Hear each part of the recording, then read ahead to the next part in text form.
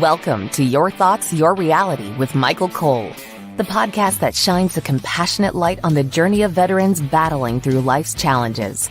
Michael is a dual elite certified neuroencoding specialist in coaching and keynote training presentations, dedicated to guiding military veterans as they navigate the intricate pathways of post-deployment life.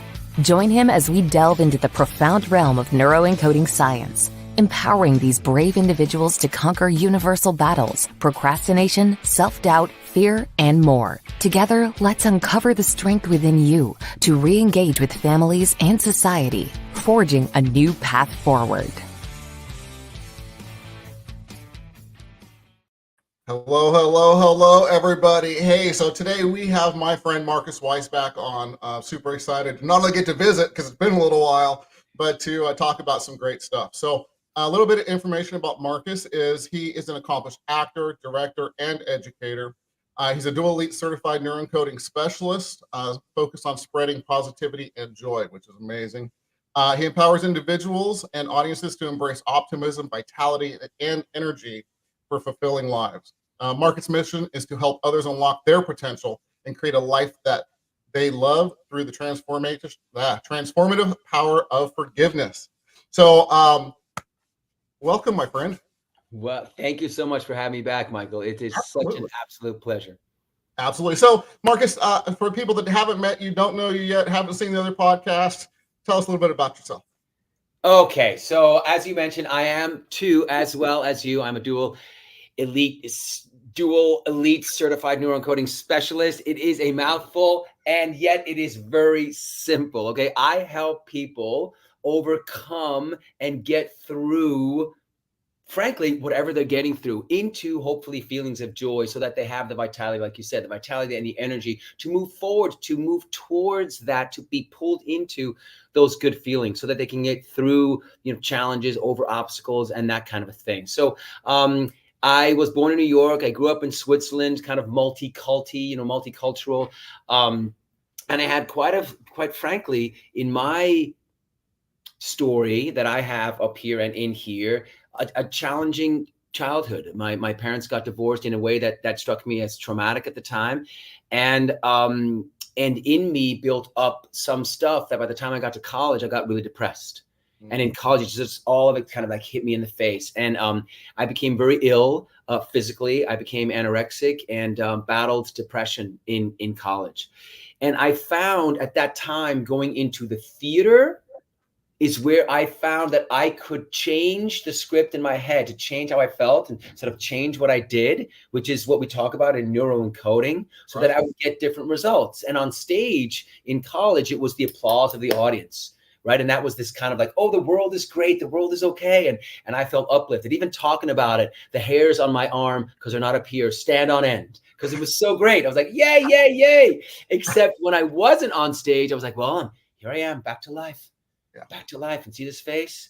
And it just kept, and over time, it wasn't until I discovered, frankly, neuroencoding, where I transferred the skills that I had in the theater into sort of real life. And I realized I could apply those same things. Yeah. And that really, in any moment, really any day of my life, I can choose to change that script that I have up here, so that I can show up in a moment and make it meaningful. And that's what's so important. Meaningful, Michael. Yeah. Whatever is meaningful to you. Right. And meaning, if we have meaning, that's the thing that pulls us forward. So that's what my mission is. I mean, I could talk about it for forever. We could, which is why I'm here. So that's what I do. So I'm an actor, director, educator, speaker, and coach. Not necessarily in that order, because it all goes together. We're all showing up and in this world, on this world stage, Absolutely. So thank you for going through that. And before we really dive in, I just want to remind everybody, because I tend to forget. I just get in these conversations, I'm sucked in, and I totally forget. On top right-hand corner of your screen, there is a blue QR code. So people that are listening on podcast forums later on, it takes you to empowerperformancestrategies.com. Again, empowerperformancestrategies.com. So if you're here with us or watching this, scan the QR code. Otherwise, please check that out. There are all kinds of resources, a couple of books I've written for veterans and their families, and also there are some Facebook groups to join the community, get involved, be with others like you. So please check that stuff out. So Marcus, you ready? Oh, yes. So go ahead.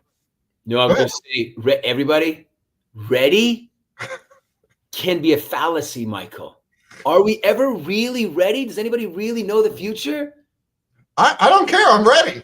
I'm ready. Let's go. All right. So forgiveness is often seen as a personal act. How do you guide people, veterans, whatever the case may be, and their families to use forgiveness as a tool for healing collective wounds and building stronger relationships, whether that be yourself or other people, of course? Okay. All right. Well, forgiveness to me is a willingness to be for giving up the past.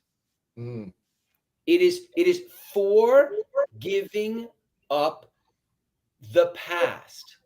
love it. In some ways, because when we're in a place where we're seeking forgiveness, either of ourselves or forgiving other people, we're in this place of having a feeling that something happened in the past. Something happened in the past that's created some kind of regret, like in ourselves, like, oh, I did this and I shouldn't have done that. And we're in this Right. process of forgiving ourselves, or some kind of resentment towards somebody else, meaning they did something or something happened on the outside that I'm struggling with. Both regret and resentment have that same two letters in the beginning, which is re, which means which is also included in the word repetition, which means that we keep repeating that story in our heads about what we did or didn't do, or what somebody else did or didn't do, that created either regret or resentment. And so the key would be to, just like, as an actor, to step into, to have the curtain go up and we're stepping on stage into a new moment, into a new show, into something that has nothing to do with the past. When I, as an actor, step onto the stage, I leave my chores behind. I'm not thinking about my kids and soccer practice and all that, right? Because I'm in the moment of what's happening on stage. There's a totally different story going on. And so the key is, how do we do that? How do we essentially, you could describe it as letting go. Yeah. And at the same time, for me and those I work with, my experience has been that letting go is harder than it sounds. It sounds simple, and yet it tends to be hard to do. So what are the things that we can actually physically do, that involves, frankly, the body to move us into a new moment. And so for me, it starts with acknowledging what some resentments and regrets might be. Mm-hmm. So you might write them down, write a couple down, or write all of them down. You know what I mean? Whatever it is. If you have 5 minutes, take 5 minutes. If you have 2 minutes, take 2 minutes. I bet you can come up with something you regret or you resent in yourself or others. And then you pick the strongest one, the one that sticks out the most, And then, and this goes back to something we know, which is the stop technique, because we have to interrupt that pattern. We have to interrupt wanting to repeat that story of resentment or regret. So when we want to go to, now I'm thinking about something that I'm still going through, that I still regret or almost resent. And yet, as a neuroencoding specialist, I know what to do. Well, good morning, Emily. Hi, Emily. So what do you do? What do you do? I stop right now. I interrupted the pattern of talking. So you interrupt the pattern now, and you don't wait until it happens, which means, just like an actor, I rehearse. That means I practice with commitment and emotion. I take that strongest resentment or regret. I have a seat, if you can. I have a seat, and I make myself feel that thing. What kind of level do you do that to, would you say? I wouldn't feel it at a 10. I would feel it at like a 7 or an 8 for two reasons. Number one, you don't have to feel it at a 10 in order to do this, because you're going to interrupt the pattern in a second.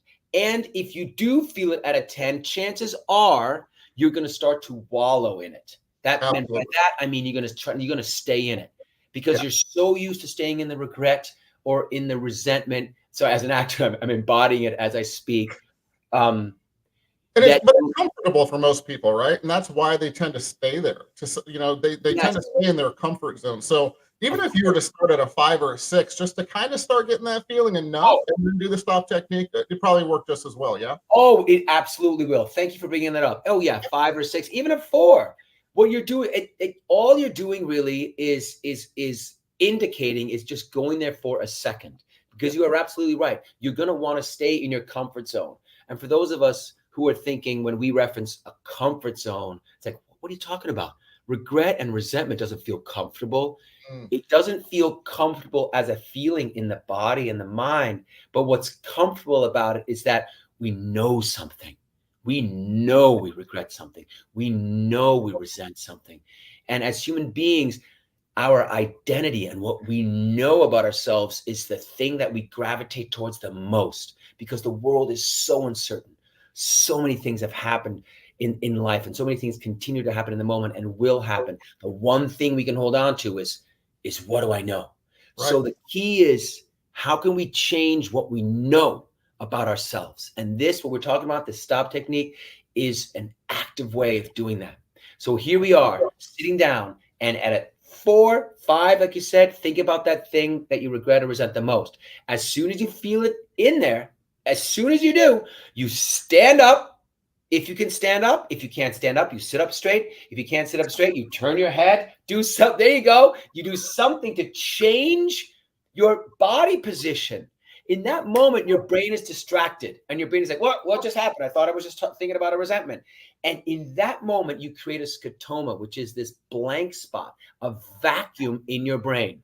It's distracted. It's like when a baby is crying and you go, and those doctors online in a YouTube video, they pull out tissues and the baby is crying, and the baby stops crying because it's confused.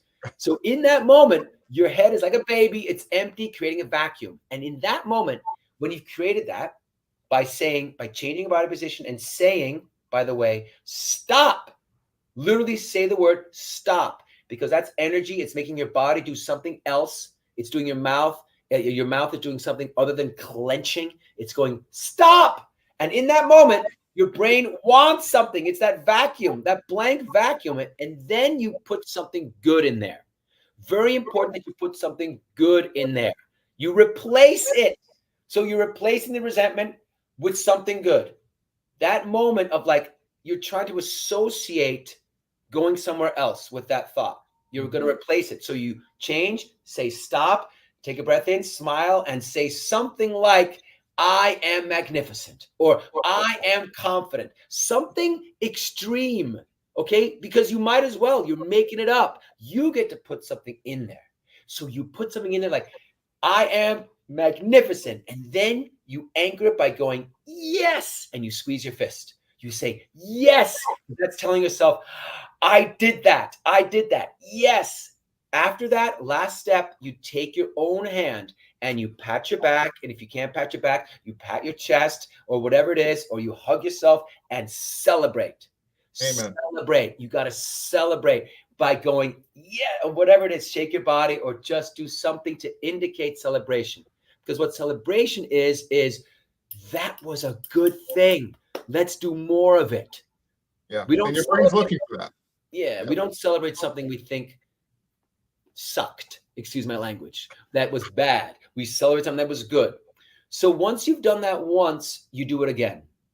Absolutely. You sit down, you get to that feeling. As soon as you get that feeling, don't wallow in it. You want to rehearse, not wallowing. You want to rehearse defaulting, going automatically to the change body position, say stop, put a smile on your face, say I'm magnificent, pat, pat, pat, and celebrate. And you do that 10 times in a row.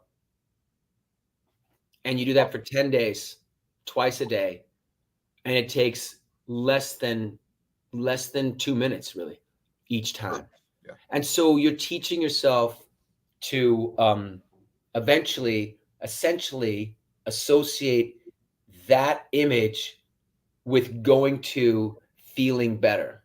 And once you feel better, you're going to want to move towards those feelings, towards those better feelings, because we're all aiming to move towards better feelings, Amen. feelings that lift us. Yeah. And the cool thing about this exercise, you really are conditioning yourself, and you can use it like Marcus, you had said, for literally anything that puts you in an unresourceful state, whether you're thinking about paying your bills, your kids, literally anything. Yeah. You can literally change, and as you condition yourself, you literally can snap yourself out of things very quickly. And that's the beauty of neuroencoding, because you're literally defaulting back to your best self, and whatever that means for you, because that's what matters. So Yeah. I love that you brought the stop technique. Fantastic, Marcus. Thank you, man. Yeah. Thank you, Michael. It's interesting. You might be thinking, and I'm so glad you brought that up, because doing it for one feeling will transfer to other other thoughts. I mean, other Oh, things. absolutely. It has sort of it has a global effect. And we talk about forgiveness and regret and resentment and needing to or wanting to move out of that, because those are extreme. Those tend to be really heavy, extreme feelings. Yeah, absolutely. We think about maybe there's other things that only irritate us, but regardless, they're feelings that are on the, for lack of a better word, the unresourceful or the negative side of the feeling spectrum. Right. And as long as we can move even a little bit into the positive or resourceful end of the feeling spectrum, we're quote unquote, better off. Yeah. And who doesn't want to feel and act and have better in their lives? Who doesn't want joy? Who doesn't want joy? Let's go. I know, right? But here's the thing. Look, this is who doesn't want joy. This is my version. This is my version. And I want to invite everybody to consider that joy takes lots of different forms. It can be awe, it can be a sense of wonder, a sense of gratitude, a sense of peace, a sense of flow. There's all kinds of different energies out there and flows out there. I often talk to those I work with about different animals. I mean, there's the snail, moving along, and there's like the cheetah running across the savannah, and both of those animals are in a state of flow. Like, the snail is different. This looks different. It's I might go, but that snail is going, let's go. Like, that salad looks amazing. It's like, same feeling, bro. There it is. I love it, man. Hey, so what are some of the, since we're talking about this, what are some of the common barriers that you've seen, again, with yourself, with other people, with your clients, whatever the cases may be, that really kind of stop people from forgiving? I think it's different for everybody. And then I actually want to go through something when we're done talking about this. That'd be great. But, what are some of the things, the barriers that people get into, do you think? The thing that I have found is people seek retribution. People seek amends. They want a price to be paid, I think, in some ways. They want, or consequences. Yeah. I never thought about that, Marcus. Honestly, I never thought about it that way. Great point, man. And I think, that's because you were asking me, what do I encounter? What's a barrier that I've encountered? And that's the thing that I encounter most. Yeah. Is that people sift through. I use the word sift through rather than struggle. Struggle implies that you're already telling yourself you're in that. And sifting through means that the sands of yourself, of you, can move through something. Yeah. So I invite people to use that word first of all. And the problem or the challenge with a price to be paid, both for ourselves, like we want when we regret, sometimes we want ourselves to have a consequence for that, like there's this self-punishment that we want to happen. And again, it has to do with we're still focused on the past. We're still going like, this happened in the past. This is how much it cost me. This is how much retribution. This is how much revenge I need, or this is the price I need from you, and by you yourself. This is how much I need to be punished before I can move on. And yet moving on, and yet giving up the past, at a certain point, you have let it go. You can inch up to that diving board edge. Remember as a kid, and you can stand up there and punish yourself, or you can stand up there and think about the past. You can stand up there and think about all the things that it would take to jump. But in the end, that jump is a millimeter shift. You're either on the board or you're off the board. If I distracted somebody, if somebody was walking, they were caught in thought and they were about to cross the street, and all of a sudden a car comes and they're like, whoa, in that moment, you're no longer thinking about the things you were daydreaming about. You're thinking like, whoa, that car just went by. Or there's an oh shit moment. Or on the beautiful side, you might be worried about your significant other, having done something, or you're worried like, oh, they're out there and they're not being faithful or something like that. And then you find out, oh, it was all just in your imagination. And then all of a sudden you're like, oh, and you're on cloud 9, right? That's also an immediate shift. So that's been my thing. I work with people to release the need to seek retribution. I love that. To seek specific price, because you'll never know what that price is. The whole concept of seeking retribution and a price can be a loop, an endless loop that you go. It is. And not for yourself necessarily, but especially for other people. My wife Susan, who's on here, she popped up a couple of times. Of course, she's always watching. She always, I don't know where she got it from. I just not sure, but she always says, you're drinking the poison and expecting the other person to die. Oh, yeah, right. And that's what it is, right? Yeah. I mean, you're literally, it just popped into my head because it's a reminder all the time of, you're just hurting yourself. You don't even know what's going on most of the time. No, and you're just hurting yourself because sometimes we have to forgive. Especially because the other person might not care. You can't control other people. You can influence other people, but you can't control them. So in the end, and even if they could pretend to care, so you'll never really know if they care about your feelings and about what they did to you. And so that's another thing that I help people shift is this idea that life happens to you. Life happens for you. It's an opportunity for you to grow. It's an opportunity for you to get better at letting go of the past, of letting go of resentment towards somebody, even if they don't change at all. Because what else are you going to do? Because in the end, you is really all you have. Yeah. To begin with, to show up in the world with. So we all must find a way. Amen. To, like you said, to stop drinking our own poison. And that goes for ourselves too. Like you're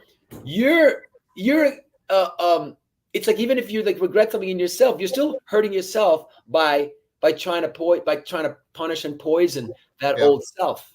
Yeah, absolutely.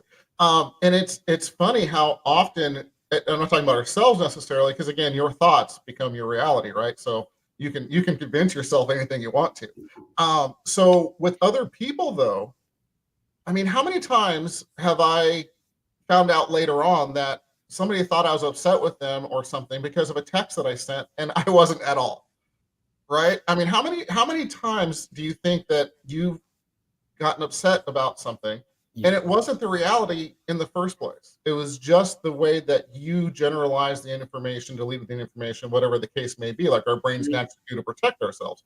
How often is that? So I'm always going to say, have a conversation. If you're upset about somebody or something, have a conversation, then learn from the conversation, because otherwise it's just thoughts spinning in your head for the most part.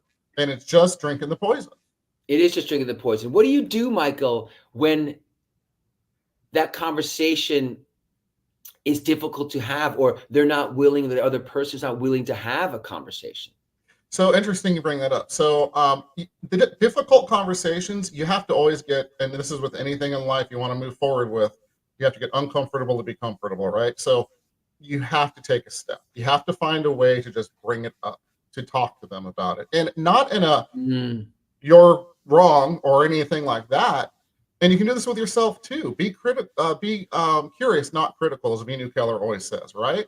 So if you are asking somebody from a good heart and not a aggravated, pissed off, whatever the case may be, hey, you, and you're just saying, hey, this came up and I was just curious, it's going to be a whole different conversation, but you have to be brave enough, courageous enough to take that one step, dial that one number, set that one meeting, go have lunch, whatever the case may be. So it does take that second of courageousness to take one action.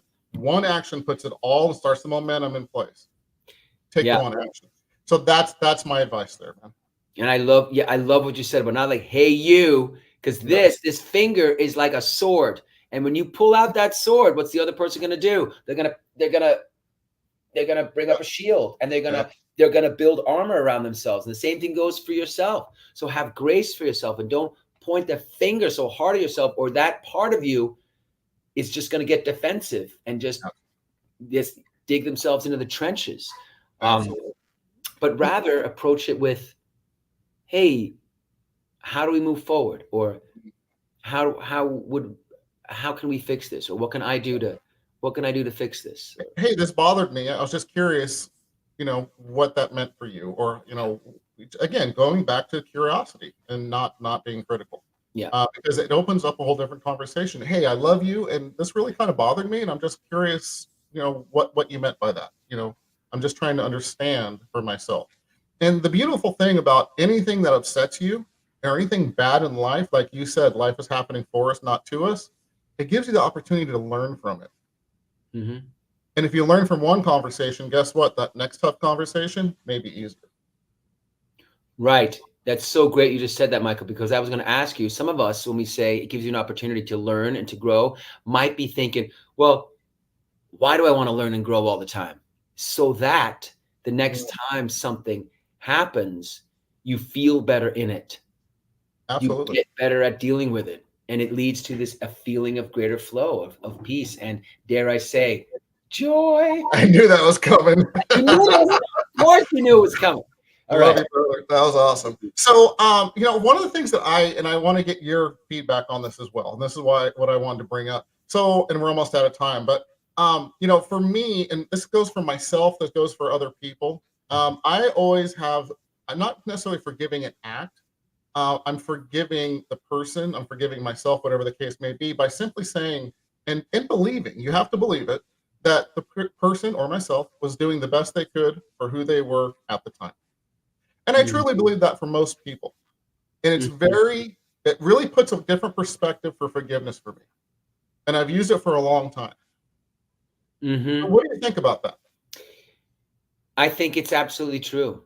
I think it's absolutely true. I think where it gets challenging, right, for people is that when they look at someone else and they go and they associate the other person's actions and behavior and emotions with something really intense and sort of negative, right? It's like, oh, well, they punched, I mean, not necessarily physically, but they were super angry. They did something really mean or whatever it is. And that kind of thing. It's like, well, how can that be the best that they could do? It's one thing when we're dealing with emotions that seem that far on the negative side of the spectrum. So, but still, that is the best that somebody could do with the tools that they had based on the life that they've experienced. Yeah, at that time. And it could change 2 years later. They could be totally different, handle it totally different by what? Yeah. Learning. Right. Exactly. By learning. And again, and it's like, it's the equivalent for me of looking at the world as ultimately benevolent, as ultimately good.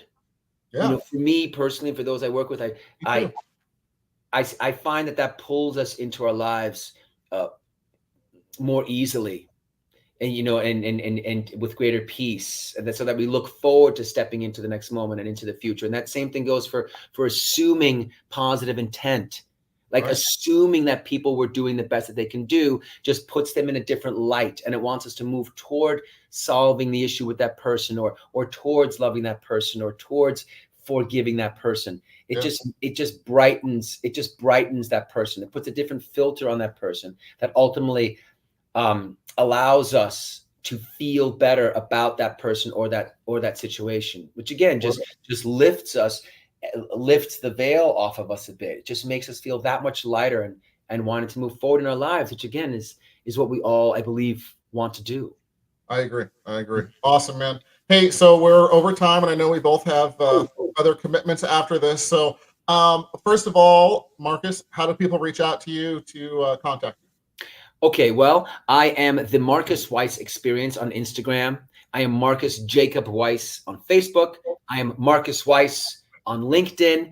And I am www.themarcusweissexperience.com. Okay, so those are all the plentiful ways you can reach out to me, and I'd be more than thrilled to hear from anybody or everybody. Absolutely love it, man. And then, as always, 3 quick tips to get veterans and their families further faster. Okay. Number 1, when you wake up in the morning, make yourself say it's going to be a great day. Literally open your eyes, and this is what I do every morning. I literally take my fingers and I put them here, and I go like this: it's going to be a great day. But even if you just put your hands here to remember this moment and go, it's going to be a great day, your brain will believe you in that moment. It's like a kid pretending, just enough to perhaps smile, just enough to move you, just enough to get that body moving. Because what you think is how you feel, is what you do with your body.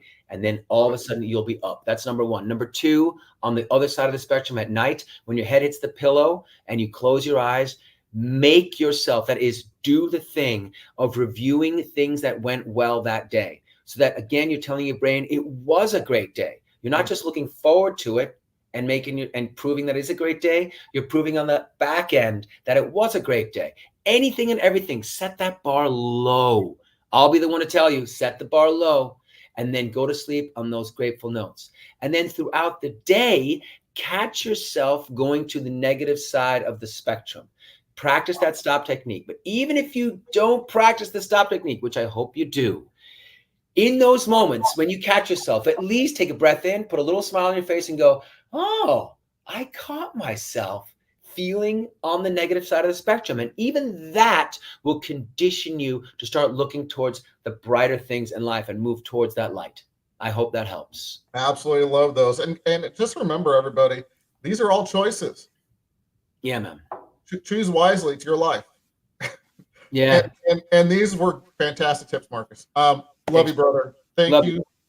As always, time, our most precious resource as human beings. Thank you so much. I'm honored that you came back and we got to spend some time together. So thank you, Mike. You're tremendous.